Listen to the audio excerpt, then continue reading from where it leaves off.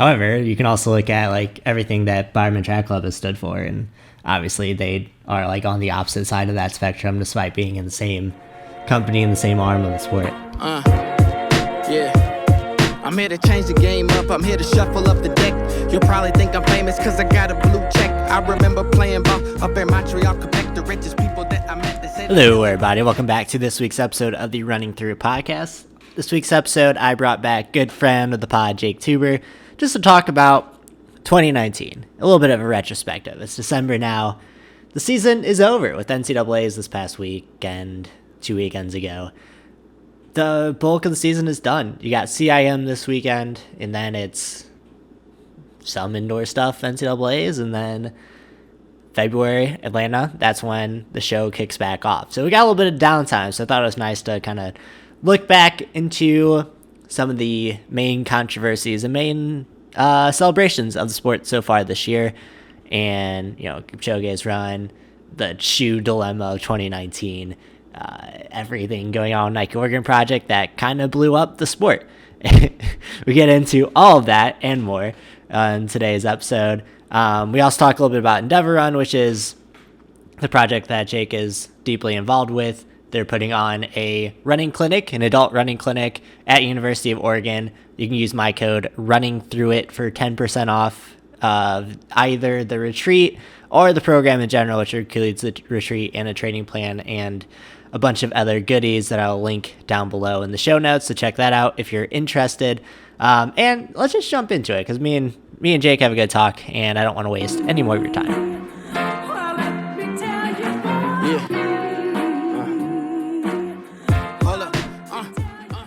So with me today, I have, I guess, guest host at this point, Jake Tuber.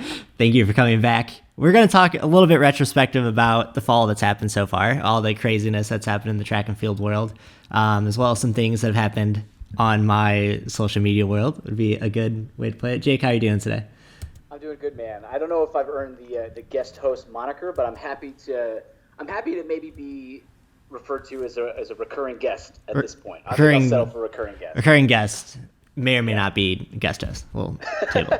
That's a long way to go. But I'm psyched. I want to talk about this fall because so much has gone down for the sport of running since like August till now, and then the fact that we can also use this podcast to just like backhandedly praise you for your social media, I think is great. It. So let's always do appreciate that it. Too. Why not? You know?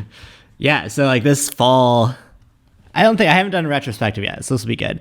This fall is kind of like the best of the sport as well as the like absolute worst of it, from like the peak of human conditioning with everything that Kipchoge was doing and Bukele almost answering him to everything on the track. It was a really good year for like times and just times on the track. And then also a really bad year for everything happening off of it. Like overall, Jake, what were your like top 3 moments as far as on like action on the roads or on the track? So in terms of moments on the track, I mean, I thought that watching the women's 1500 finals at Worlds and rooting really hard for Shelby and just watching an incredible record-breaking race, and obviously having a lot of the Salazar, at the time it was just the doping controversy in the background, and obviously his athlete, Safan Hassan, who's just certainly the most versatile women's runner I've seen in quite some time, win that race by such a margin. That was sort of, to me, a couple of different threads that were yanking on various corners of the track and field social media world. Those were them coming together, and that was pretty cool. It was also just a phenomenal fast race. So there was just some awesome badass women crushing it in that race, which was really cool. So I love that. So I think that was definitely a high point for me. I think the Ineos race or run, I don't know if I want to call it a race against the clock. Yeah. Was also a high point because I have to say I was not terribly interested in it going into it. I mean, I love Kipchoge. I think the shoes, I don't want to call it an unfair advantage, but it certainly gives them an advantage that makes historical comparison a little bit odd. And so the sub 2 hour thing in those conditions without really competitors, like, it's amazingly cool, but I was like, yeah, I'll check it out maybe. And for someone who's as big a running fan as I am, I was surprised by how little attention I wanted to pay to it. And then I watched on replay the next day the last hour of it, and the last sort of 10 minutes or so, I was basically in tears. Like I found it so incredibly uplifting and mesmerizing, and just seeing more than anything the reactions of so many of the world's greatest runners behind him, just sort of in disbelief as to what he was doing. And he couldn't be a better ambassador for the sport and for humanity. So I was taken by how much I found that emotionally gripping in the actual watching experience of it. So that was really cool. So I would say that is certainly up there as well. And then I have to say, for me, this is kind of a cop-out, but I got a chance to spectate the Chicago Marathon live. And I had never been to a major marathon as a spectator or runner before. And I just thought it was incredibly cool. There was some friends of mine that I knew were running. There were some pros that we were keeping track of. We had some Endeavor Run stuff going on. And just bopping around the course and seeing folks just running their heart out at various different paces, and all of the support and positivity, I sort of got the marathon a little bit more as someone who's never run more than 17 miles at once in my life. I kind of got it a little bit. It's a cool environment to be in, like on the day. It reminds me a lot, like of the cross country meet environment, just on a much larger scale of that. That's a cool way to say it, yeah. And as someone who's never run cross country, I think now I need to go to a local high school cross country race and check that out myself. They're fun. It's a good time. Those are probably my top three. But there's so many. I mean, I guess the question I have back to you is, what were the top three controversies in your mind this past fall? Because if those are epic moments that are positive, we saw obviously an incredible women's final, one of the probably the premier race at Worlds. We saw the Ineos Challenge. We saw a women's world record at Chicago and some incredible and interesting performances there. A lot of stuff going on in the background, Justin. So what were your top controversies for this fall, and what do you think about them? Yeah, I mean, there was a lot going on in the background. I think if I were to organize them from least impactful to most impactful, I think like the shoes themselves are kind of a controversy. So the like awesomeness that was Kipchoge breaking 2, the sub point of that is everything that's kind of come from it, which is our nonstop talk about like how much of an advantage the racing shoes give you. I think it's been good and bad, because I think people have gone like too far with the advantage that they're attributing them to just the shoes as well. Mm-hmm. I think that'd be one. Man, I would say, I'm just trying to think back on, because I know what number one's going to be, but I'm just trying to think what else, because there's also the Christian Coleman like whereabouts dilemma that was going on. Right. That's right. Just a quick recap for the listeners. So Christian Coleman, famed U.S. short distance sprinter, was basically given a violation for missing drug tests, and seemed to have plausible excuses for all of those. But a lot of the athletes in the track and field world spoke up, and in very not so subtle ways would say things like, there's absolutely no reason to miss 3 drug tests. If you miss one and you're clean, you are terrified, and you do everything you can to make the next one. So if you miss 2, as one pro athlete told me, literally everyone who's sort of on your team, and he meant that sort of figuratively, is basically reminding you, like, do not forget to update your whereabouts. This is important. So I think the track and field world had very little sympathy for his excuses there. And I think just because of like the caliber of athlete that Christian Coleman is, how he's like kind of the future of track and field in aspects, especially at the 100 meter, like that's a pretty big deal. And I've talked to people kind of like off the record just about like the whereabouts system and everything, and like they've said like it's, you're gonna miss a test here and there, like that just happens, but like USADA has made it really easy to like update with your whereabouts and everything like that. So like the idea of missing 2 tests, let alone 3, even if they were excused eventually, it's fishy. Absolutely. I mean, it's not an accusation of Christian Coleman to say objectively, if you're doping, never take a test you can't pass. And so one of the things that is sort of a notorious habit for folks who are doping is just to miss tests for often spurious reasons. Because you can't say that you tested positive if you didn't test. Exactly right. Never take a test you can't pass.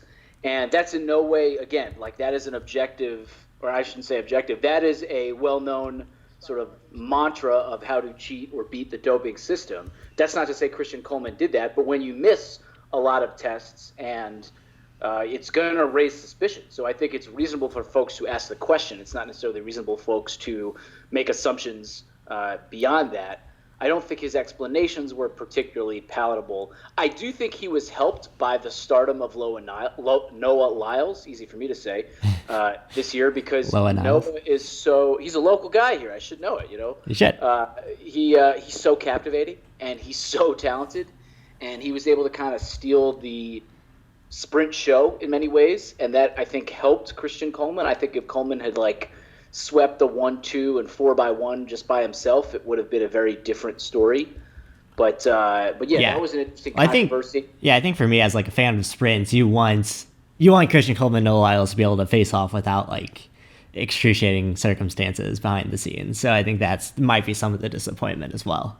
Absolutely. And there were other controversies, not related to doping, but related to some athletes with the adaptation of some of the ZoomX and Vaporfly technology into the new spikes that some of the Nike athletes were wearing, and whether or not they had some extra advantage on the track. Didn't see as much of that. I think that one was a little hard to digest, also because spikes have had carbon fiber plates since the Paleolithic era. So I don't think that's been nearly as talked about. But that was a huge controversy. But let's get into the big ones, though. I mean, talk me through retrospectively your reactions to the big scandals. We know what they are, but give it to us in terms of what really resonated with you while we keep our listeners. Yeah, and I think I kind of loop it in as one occurrence. So obviously the Alberto Salazar, Nike Oregon Project, Dr. Brown kind of USADA ruling that Salazar being suspended for 4 years during the World Championships, which is another underlooked aspect that all went down on day 2.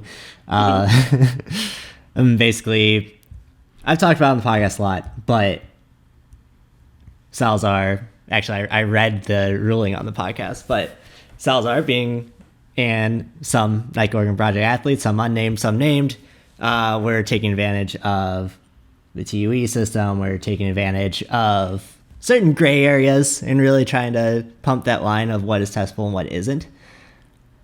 And found to be guilty of that.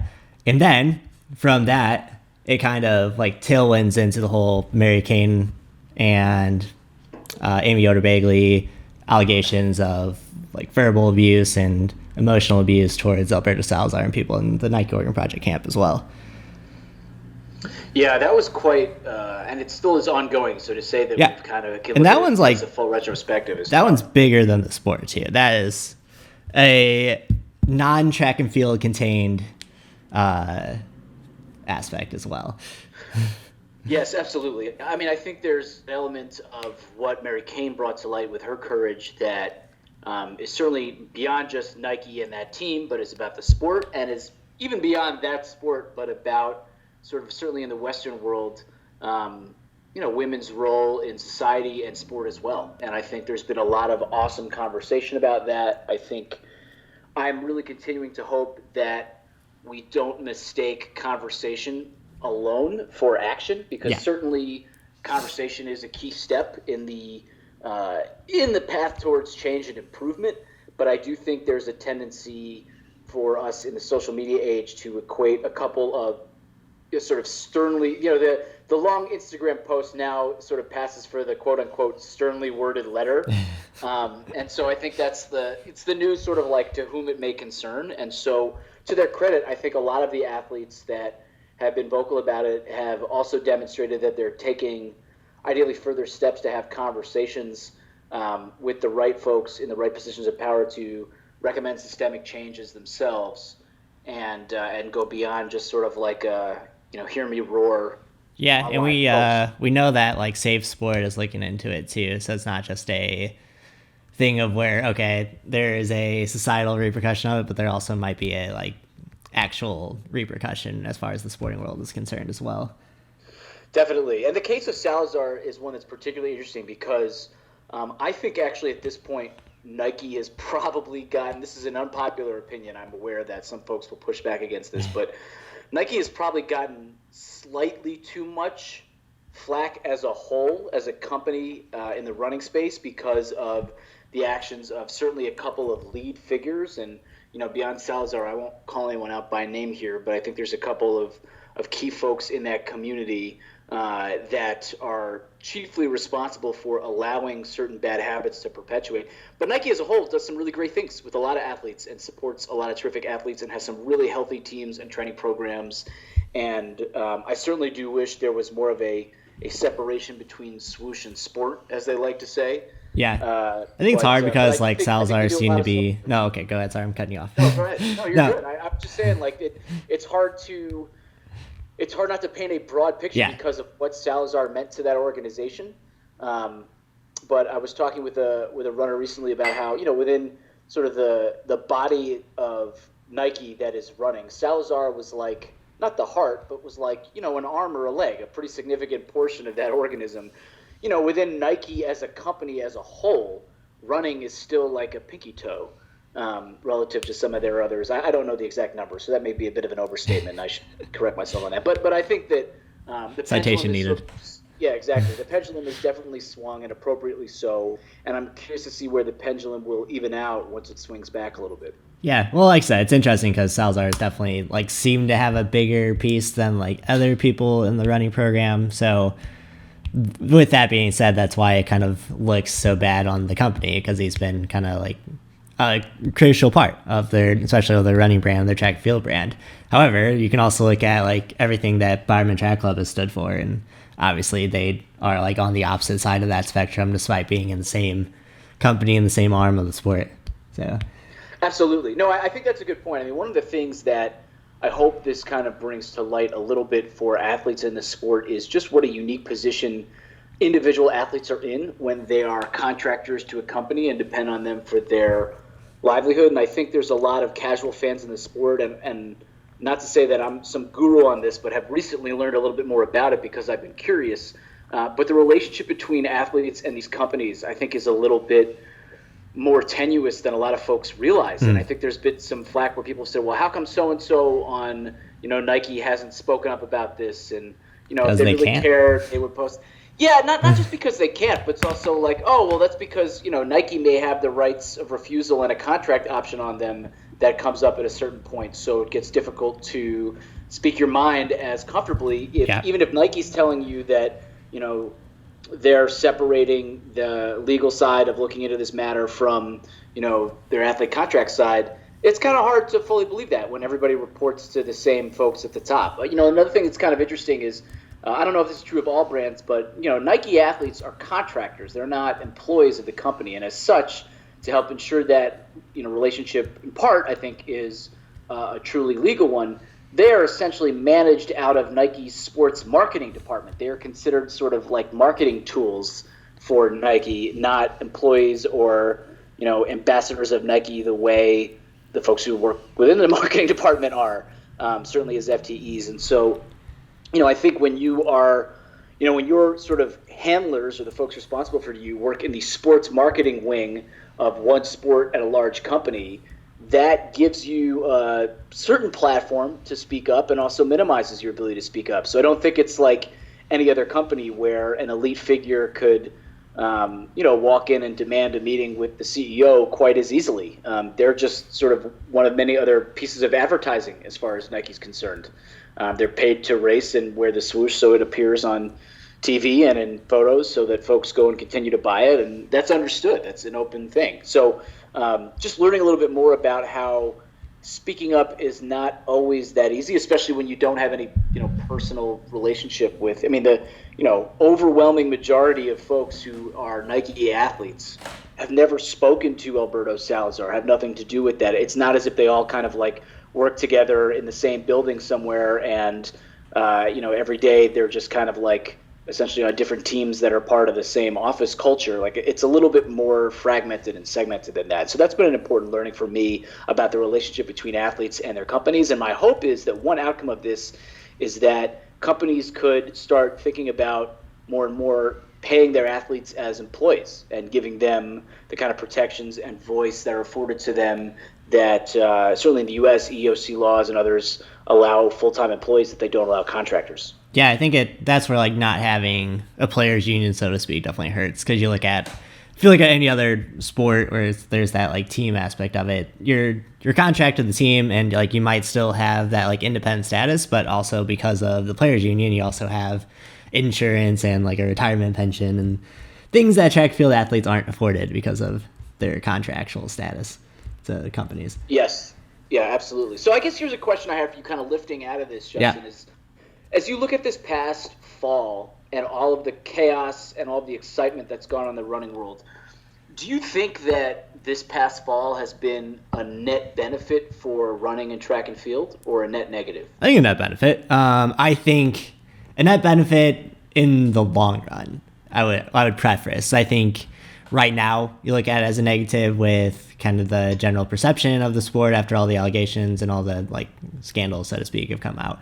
But you also look at all the positive action coming from that. And like, I look at that, I look at the Diamond League deciding to cut certain events and things that it seems like people are getting on board with, that like athletes need to have a better support system within themselves, so that there's a way to handle these things before they turn into something that greatly hurts the sport.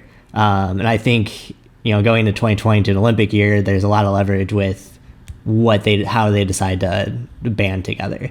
So I can see it as a net positive going forward.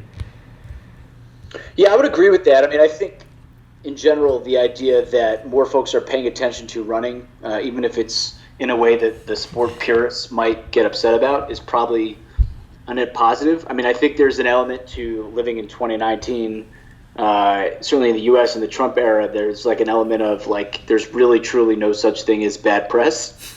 So I think money could kind of lean into that a little bit. But I don't necessarily know that for the actual sport itself, things are going in the right direction. I'd say the sport of track and field, less so running more broadly, mostly because the folks who have the opportunity to make key decisions continuously make decisions that I've yet to see good explanations for. Your example of the Diamond League cutting out some of the distance events, I mean, I just fail to see how they think that doing so is going to retain the viewers they have and attract new viewers. I mean, I've yet to have it explained to me in a way. No one who's tuning into track and field and actively finding ways to pay extra to watch it on television is against watching a track 5K.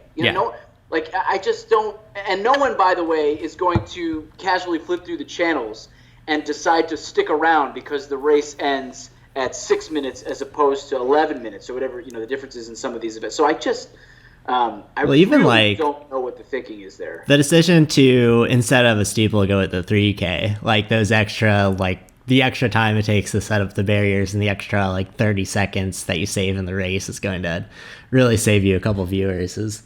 I don't understand anything about that decision whatsoever. Yeah, no, I mean, I think the key is that you can't really add interests to the presentation of the sport by trying to kind of gizmo your way around it with kind of clever, tricks to shorten the meet time. I mean, I think there's just ways that you can take technology, and you and I have talked about this in previous podcasts, to make the actual viewing experience more interesting, more in-depth. And I think this is a point you raised that I love. We have to stop kind of tiptoeing between trying to appeal to the super casual viewer who is flipping through channels and the super intense viewer who is a track and field diehard. And because the result is, in trying to target everybody, we get nothing good. And we need to sort of pick one, or have more, in my mind, have two different feeds, frankly.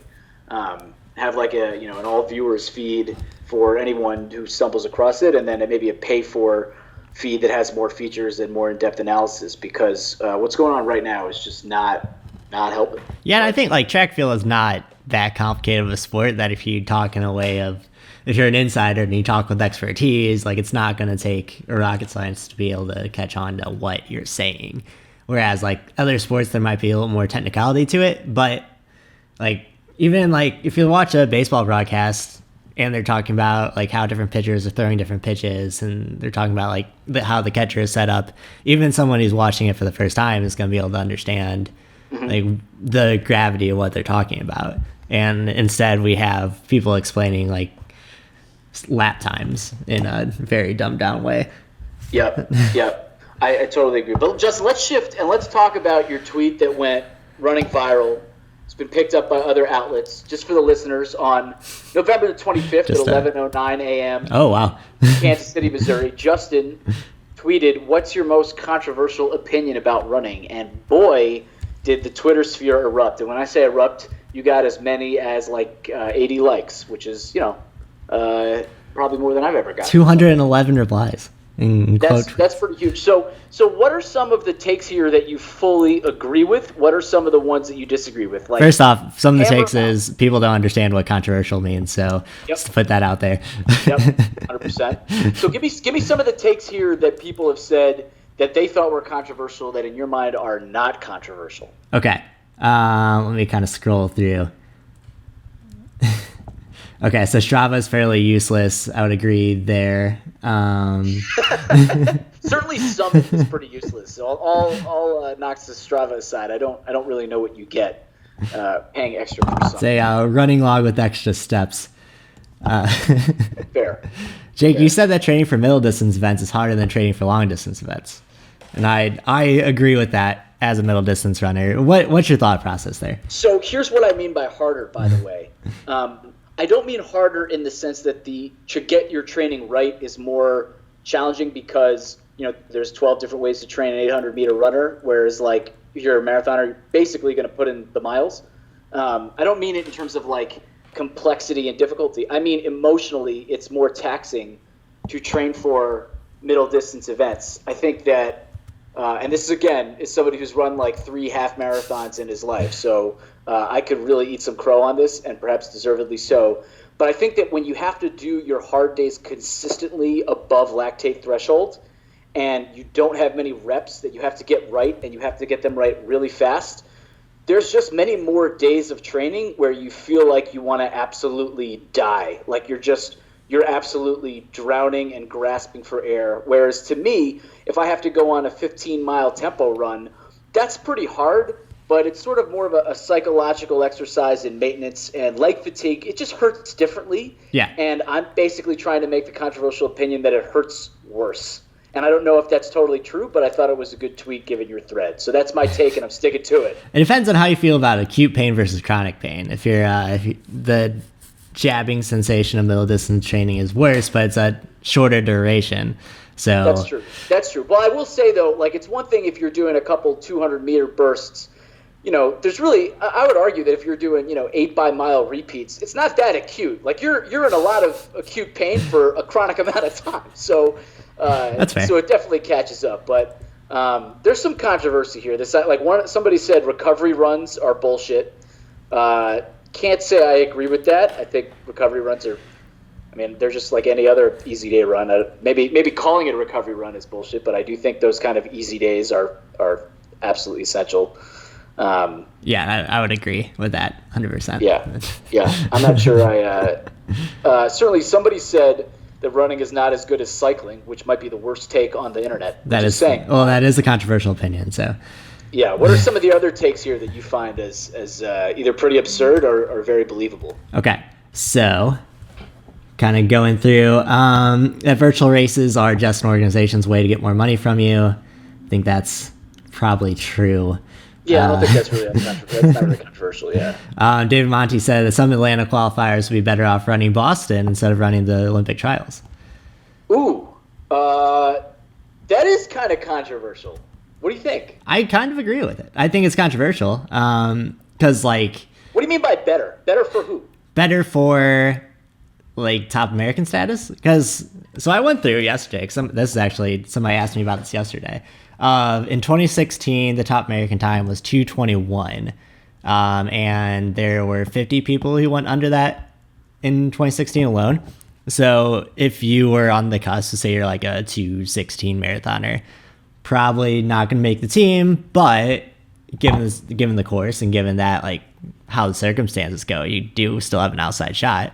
If you instead choose to go run Boston, your chances of being the top American are pretty good. So you could walk out with a little bit more prize money then.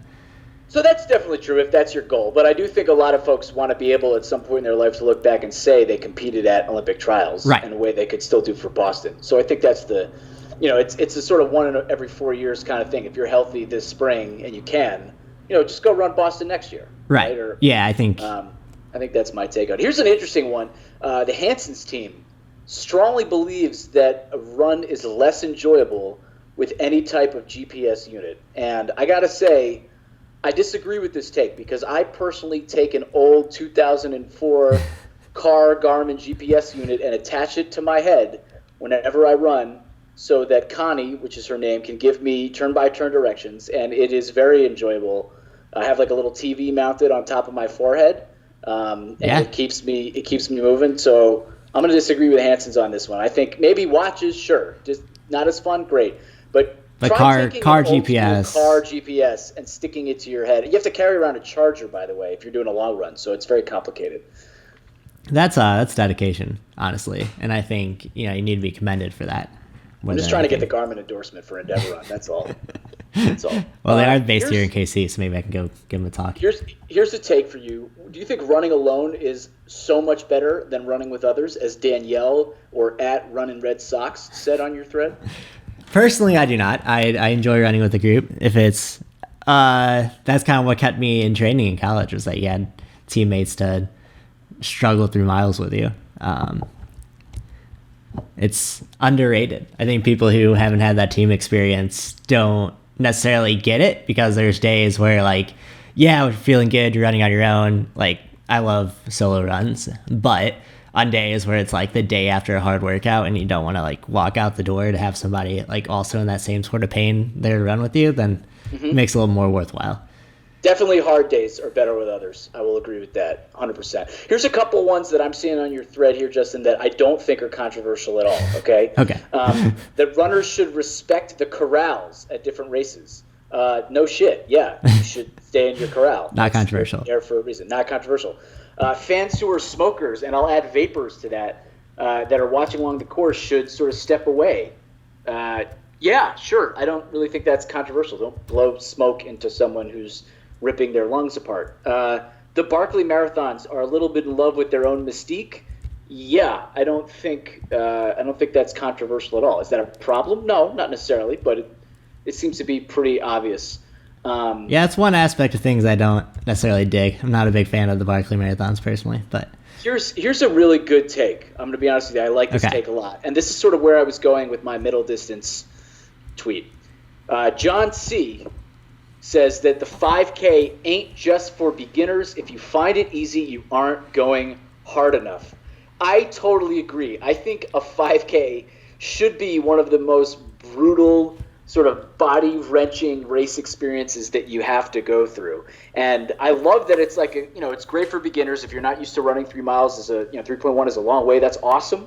But I agree that it's not just for. I have a lot of respect for folks who train for 5Ks the same way others train for a marathon, because the amount of work you're doing above threshold at that sort of grasping for air, extended acute pain, as I'll call it, is much harder. If somebody tells me they're a serious runner and they're training for a 5K, I actually initially have more respect for them than if they say they're training for a marathon. That's the three hardest races, in my personal opinion, are the 800, the 5K, and the marathon. I think that might be controversial, but speaking as someone who's clearly never done 400-meter hurdles. Yeah, that's true. Neither have I. That looks just awful, though. I agree. I mean, I think 400-meter hurdles. We'll throw that in because I do agree that is a tough race. Also. That looks really, really bad. Yeah, I mean, the last sort of 300 meters of the 800s that I ran ages ago in high school were so insanely painful, and every one of those steps felt like it took an hour, if that makes sense. Like every sort of body fighting, around the turn, just sort of willing your muscles forward. It felt like even though it only lasted about 45 seconds or so, it felt like it took years. So I'll give you that one. But I think that's a good take. The 5K is definitely a really hard race. Yeah. That's really good. Here's another non-controversial one. Just because you're a fast runner doesn't mean you're qualified to be a coach. Yes, that's very true. True. Matthew Baxter of NAZ Elite fame says, always stop when a homie has to dip into the bushes. And I think that is neither controversial nor really an opinion. What are your takes? Yeah, that's just biology. Like, I don't think, I don't think, like, I guess if you're in the middle of, like, doing an 18-mile tempo like the NAZ Elite guys do and somebody has to stop, like, that can really throw you off. But, I generally think you got to do it. You got to stop there. Here's one that I kind of disagree with in a vacuum. High mileage doesn't cause injuries. Yeah, sure. Maybe by itself, but it's certainly those who run more miles are going to be correlated with people more likely to sustain injuries. There's just more you have to do to support that kind of mileage. So I would say that in general, I would probably disagree with that take. Yeah, it's interesting because at like what point? Because I think there's like also what you consider high mileage is different depending on who you're talking to. So there's a point where like running more does make you more efficient and you do get hurt less, but there's also a plateau where once you put over that, you're definitely more susceptible for getting hurt. Mm-hmm. Steve Biggs has a take I disagree with, which is the faster you are, the more unhealthy you look. Very much disagree with that. I think what he's trying to say is some folks who are really fast look sort of so skinny that if they weren't a runner, you would worry that this person was malnourished. And I can sort of appreciate the sentiment, and as well as trying to encourage people to divorce how they look from being healthy. But I also think there's plenty of people who are really, really fast and look really, really healthy. Like, tell that to Shalane Flanagan and Noah Lyles. You know what I mean? Like, they look great. Everybody looks great. Just do you. Let me see if there's any other last ones here before we have to finish up. Just kind of scanning. Fly fishing is more of an aerobic sport than running. I think that's just trying to provoke. That's just poking a bear. Yeah, shout out Mike Spiewak. Factually incorrect, but funny. Foam rolling is pointless. I'll disagree with that take. There is no quote-unquote scientific or clinically tested evidence that it has a massive impact.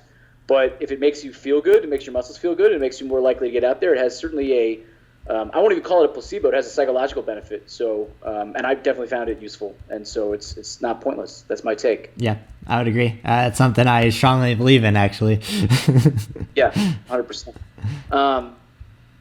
Let me see if there's any other takes as I sort of scan through. Core work is overemphasized is a take I'll disagree with. Core work, maybe within this acute strength world, but certainly I think more runners could benefit from adding more core work into their routines. Shout out to my buddy Jason Fitzgerald at strengthrunning.com. Check it out. Shout out.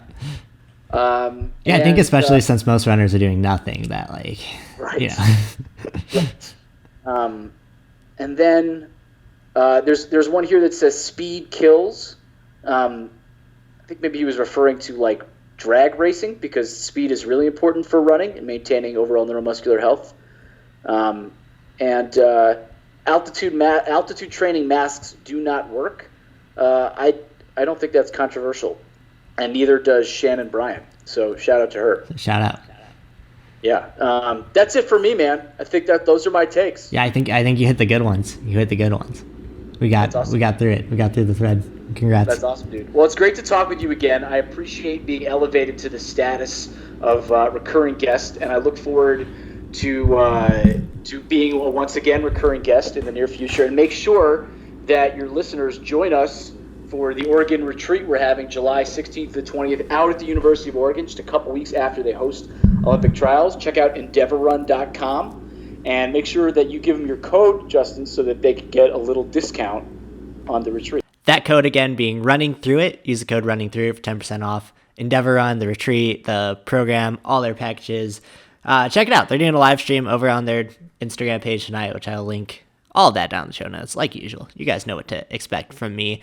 In the meantime, hope you guys enjoyed that conversation. I think we kind of hit, all the topics I wanted to hit. 2020 will be a big year. We'll see if it really I think I am a little bit more optimistic than others in the sport. And that's saying something. Sometimes I feel like I'm too negative, but I really do think that everything that's happened this year, for better and worse, and there's a lot of things that have left a real black eye on the sport. Don't get me wrong, like that's all the abuse allegations, all the doping scandals, everything that happens that has come to a head this year especially, I just think going into 2020 that everyone's eyes are open to what needs to happen. I think athletes know that they now need to band together more than ever. And I think we see our first players union, so to say, come to fruition. I really do. I reached out to Christian Taylor's group to kind of try to get him on the podcast, to ask him some questions. I do have some questions about what's going on, but I think that for better or worse, everyone understands that something needs to happen, whether that's players union, a domestic circuit does need to happen. I'll die on that hill if I need to, but you can see the rumblings. People are wanting to start things. It's just where the resources, who can gather the resources, and who can be the main person or the main group to really jumpstart this. And, some of that it'll be interesting because I don't think Nike's stranglehold on the sport is as strong as it once was, giving all the scandals and giving them wanting to back away. And they even put out rumors lately that they want to withdraw support from track and field, which could be devastating, or it could be a opportunity for someone to step up and to take that, to put more investment into the sport. We'll see. It's an open-ended question, right? 2020, it's Olympic year. Things will be different. And I think personally that they'll be different for the better. So anyway, that's the show for today. Thank you guys for listening. If you aren't subscribed, make sure you subscribe to get this in your feed first thing it comes out. You can follow me at HornickerJustin on both Instagram and Twitter. I'm going to, like always, put my Patreon down in the show notes. If you want early access to the podcast, if you want early access to content, right now in my $30 tier and my $10 tier, I've started putting out content for base training. 21 weeks until London, 20 weeks until Boston. I put out a sample base training plan. You can get access to that for the $10 tier. The $30 tier, you actually get an individualized plan from me. So check that out if you want, or if you have any questions, feel free to hit me up. You can also email me, runthroughitpodcast@gmail.com. But yeah, that's all I have for you guys this week. So remember to keep working hard, keep being nice. Happy running. We'll talk soon.